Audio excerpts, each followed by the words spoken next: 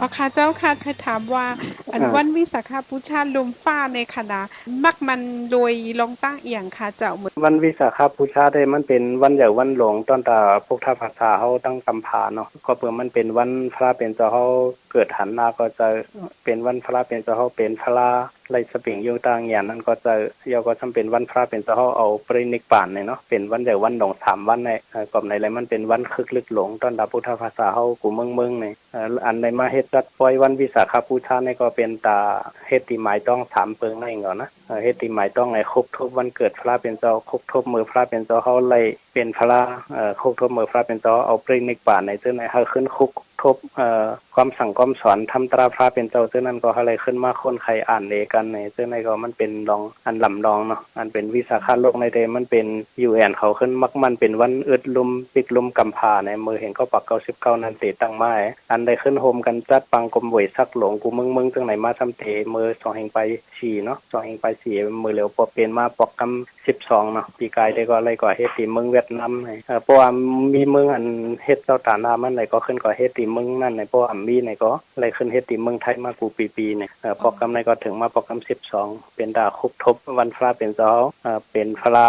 วันพระเป็นเจ้าเกิดวันพระเป็นเจ้าเอาปรินิพพานในเป็นวันอย่างวันหลวงต้อนรับพุทธภาษาเฮาตั้งกำพาอ๋อค่ะเมื่อข้าวเขาต้านในข้าวขอย้ำนิดว่า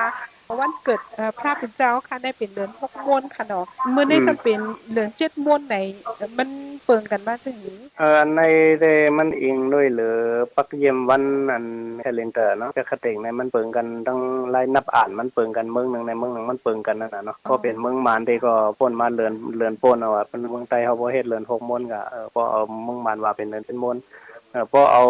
ที่เมืองสีโหก็เขาก็เฮ็ดจำเปิงเมืองมานต้องเหมือนกันก็เนาะเป็นเรือนพอเป็นเรือน7 มวนเคยเมืองไทยได้เขาก็ว่าปีในมันเป็นวาดทาบในน่ะเนาะพอเป็นวาดทาบในกำในอันเรือน6 มวนเขาขึ้นโหนก็ตั้งหลังทั้งปี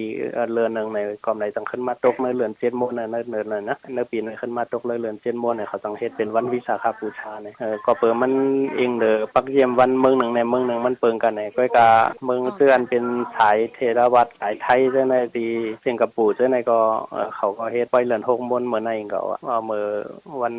วิสาขบูชาเขาได้เป็นวันเหมือนในเนาะอ๋อค่ะเจ้าค่ะเปิ้นนั่นคาเฟ่เขาในเป็นกวนเมืองมันเมืองใต้ไหนค่ะเนาะทำไมนับสอนจอมปีเรือนวันตั้งเนอเมืองมานไหนตั้งเมืองไทยเนี่ยอันดับนิ้วหนึ่งไหนคาเฟ่เขาในกึ่งกลางๆในถูกดีเอาวันเหรอคะเจ้าค่ะอันนั้นเตก็เฮาจังเต็บตัดเปิงตายเนาะก็เฮาอยู่เลยตรงเวิงอันมื้อแล้วเฮาอยู่เลยเมืองเลยอยู่เลยตรงเวิงอันเลยไหนก็เฮาหล่อจอมทุ่งอันนั้นว่าก็อย่างนั้นนะสองตือว่าเฮามีอยู่เมืองมานในเมืองฟ้องนั้นไหนก็เฮาเฮ็ดจอมเพ่งทุ่งอันตั้งเมืองใต้เมืองมานเฮามีเฮานับวันไหนก็เฮ็ดจอมวันนั้นเฮาอยู่ตั้งเมืองไทยไหนก็เฮาขึ้นนับจอมอันไทยเขานับในไหนก็มันก็มีปัญหานะอันไหนก็ตั้งเมืองไทยก็บ่เป็นตั้งปอดออกโคงเก่งตุงตาขี้เล็กซื่อไหนก็เขาก็นับเป็นนับเหมือนตั้งเมืองไทยเนาะเพราะว่าเฮาอยู่เลยตรงเวิงอันเลยอยู่เมืองเลยไหนก็เฮาเฮ็ดจอมเปิงเมืองนั้นไหนก็มันเต็มมีปัญหาซึ่งเฮาว่านั่นน่ะเนาะร้อนแกนมันก็มันเป็นตาคุกโทพระเป็นเจ้าเฮาเหมือนกันก็เองก็อ๋อค่ะยินจมนำเอาค่ะดีเลยบุเจ้ายินค่ะก็เหมือนเนาะกันนะอ๋อให้ค่ะอยู่ลิกินหวานนะค่ะยินจมค่ะสาธุค่ไม่ต้องะ ไม่ต้อง tơ nhím lên